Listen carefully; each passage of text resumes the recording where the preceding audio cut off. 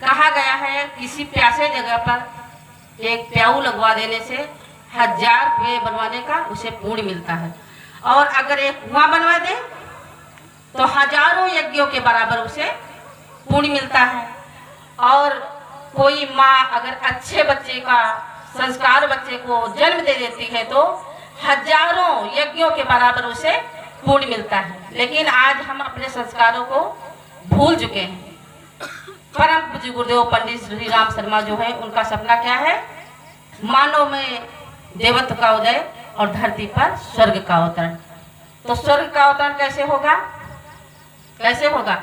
सबसे पहले हमारी बहनों को, क्योंकि परम पूज्य गुरुदेव ने एक नारा दिया है 21वीं सदी नारी सदी, बहनों की हमारी सदी होगी। बहनें सोचती होंगी अरे हम तो क्या करने, चूल्हा चौका करने वाली है। आप लोग चूल्हा चौका करने वाली नहीं है, क्योंकि जैसे अग्नि के ऊपर कोई राख की परत जम जाती है तो अग्नि धूमिल हो जाती है, उसी तरह आप लोग अपनी मानसिकता को उभारें।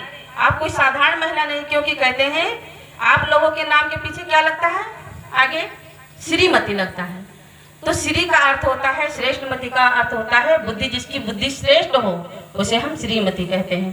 तो आप लोग कोई साधारण नहीं है, आप लोग बहुत ही मूल्यवान हैं और जैसी चाहे वैसे अपने संतानों को गढ़ सकती हैं, ढाल सकती हैं। ये छोटी सी किताब है, इसमें बीच में माँ बनी है और माँ के चारों तरफ संत, शहीद, देशभक्त, खिलाड़ी इनके चारों तरफ बैठे हैं।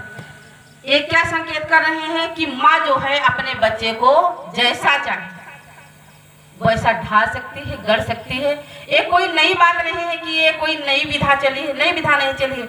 ये आज के हजारों वर्ष, लाखों वर्ष पहले जो श्री रामचंद्र जी, जिनका संस्कार जो है उनके गुरु ने करवाया था, पुंसवन संस्कार। संस्कारों की विधा बहुत पहले से चल रही है, लेकिन आज हमारे संस्कार जो हैं वो लुप्त हो जा रहे हैं।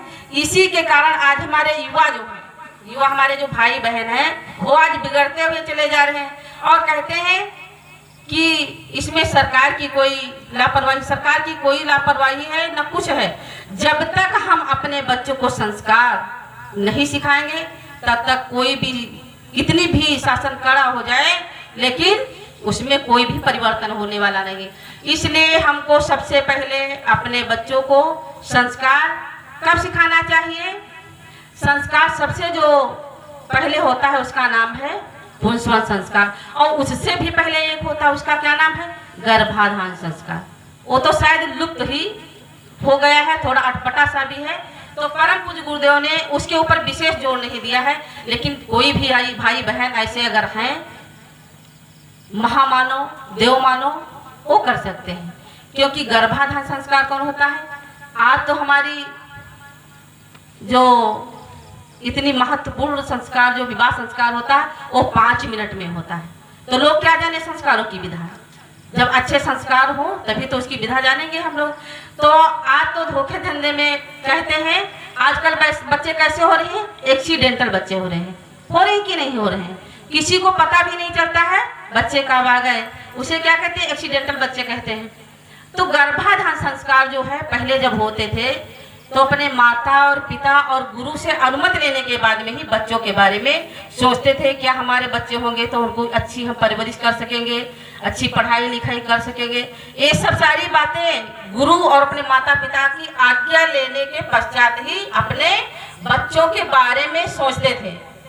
उसके बाद में जब गुरु और माता पिता जब उसे आज्ञा देते थे तब वो अपने बच्चों को संस्कार, सारे संस्कारों की विधा जो भी होती थी 16 संस्कार, वो 16 संस्कार अपने बच्चों के करवाते थे। लेकिन अब थोड़ा वो अटपटा है। तो परम पूज्य गुरुदेव ने कहा चलो कोई बात नहीं है, अगर मां 9 महीने तक अगर अच्छे संस्कार अपने बच्चे को दे सके तो वो भी बहुत अति महत्वपूर्ण है। तो तीसरे माह, 5वें माह जब भी बल पड़े, जितनी जल्दी हो सके उतनी जल्दी करवाना चाहिए। तो 3 माह के बाद में कौन सा संस्कार होता है? पुंसवन संस्कार। और उसके बाद में 7वें महीने में ये संस्कार होता है, उसको बेबी शावर भी कहते हैं, और गोद भराई भी। आजकल तो आंगनबाड़ी केंद्रों पर भी गोद भराई होती है। उसमें भी हम बहनों को बुला करके गोद भराई कर सकते हैं। कहते हैं जैसे कि रक्तदान, अन्नदान, बहुत अंशदान, बहुत सारे दान होते हैं, तो उसमें हमको क्या करना है, केवल ज्ञान का दान। उसमें कोई हमारे पास से कुछ जाता भी नहीं है, और सबसे बड़ा पुण्य हमको ज्ञान दान करने से होता है। क्योंकि हमको जब किसी की चीज के बारे में पता नहीं होता, अब हम संस्कार के बारे में बताएंगे तो जो जिन बहनों के बच्चे थोड़ा बड़े हो गए हैं वो सोचती होंगी कि हमारे बच्चे तो बड़े हो गए हैं, हमको पता होता तो हम भी अपने बच्चे को महामानव बनाते, देव मानव बनाते। चलो कोई बात नहीं है, आपके बच्चे बड़े हो गए हैं, लेकिन हो सकता है आपके पड़ोस में कोई महिला हो या घर में कोई महिला हो या कोई बहन बेटी कोई भी हो, उसके संस्कार जरूर करवाएं। लेकिन संस्कार जो 1 घंटे में जो करवाया जाता है उसको संस्कार आप लोग मत समझ लेना कि ये संस्कार, वो तो एक समझ लीजिए कि जो भी बातें वो बताई जाती है वो शिक्षण प्रशिक्षण होती है। 1 घंटे में आप कोई संस्कार नहीं बता सकते। संस्कार उसको कहते हैं तुम्हारे जीवन में होने वाली जो भी घटनाएं हैं, क्योंकि आज हमारी सोचने समझने का दायरा जो है बहुत छोटा सा हो गया है, बहुत छोटा सा। हम कितने लोग रहना चाहते हैं, केवल पति पत्नी और हमारे बच्चे, हमारा दायरा इतना छोटा हो गया है। क्योंकि हमारी मानसिकता जो संवेदनाएं जो है वो हमारी सूख गई है, तो संवेदनाएं जो हमारी है वो सूखती चली जा रही है। हमारे परिवारों में विघटन होता चला जा रहा है, और उसमें हाथ किसका होता है, हमारी बहनों का 99%। आज हमारी मानसिकता इतनी खोखली होती जा रही है, और किसके कारण, हम लोगों के कारण।